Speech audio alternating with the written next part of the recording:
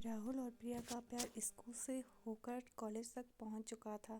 दोनों एक दूसरे से बेहद प्यार करते थे और दोनों ने एक साथ ढेर सारे सपने देख रखे थे अपनी खुशहाल जिंदगी के। राहुल का ये आखिरी साल था कॉलेज में। शाम को मिलने की बात कहकर प्रिया ने फ़ोन काट दिया। राहुल ने घड़ी देखी तो अभी दिन के 3 बज रहे थे। वह प्रिया से मिलने के लिए बेचैन हो रहा था। आज राहुल ने महसूस किया कि प्रिया की आवाज़ में एक बेचैनी सी हो रही थी। शाम होने को आई थी। अचानक राहुल के घर की घंटी बजी और इससे पहले कि राहुल दरवाजे तक पहुंचता, उसकी माँ ने दरवाज़ा खोला। वह प्रिया ही थी। उसने राहुल की माँ को नमस्ते किया और सीधे राहुल के कमरे की तरफ बढ़ गई। राहुल की माँ को उसके प्यार के बारे में पता था, इसलिए वह मुस्कुराकर रह गई।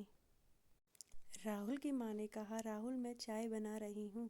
राहुल ने कहा, ठीक है माँ। फिर राहुल ने प्रिया को गले लगाया। राहुल की बाहों में सिमटी प्रिया ने अचानक अपना सर राहुल की तरफ उठाया। राहुल का जैसे सीना फट गया हो। प्रिया की तरफ देखकर प्रिया की आंखों में आंसू भरे हुए थे। राहुल समझ नहीं पाया कि अचानक से क्या हो गया। फिर उसने सबसे पहले प्रिया की आंखों के आंसू पोंछे और राहुल ने प्रिया से पूछा, क्या हुआ जान, तुम रो क्यों रही हो? इतना सुनते ही प्रिया जैसे टूट गई और बिना आवाज़ के वह रोने लगी।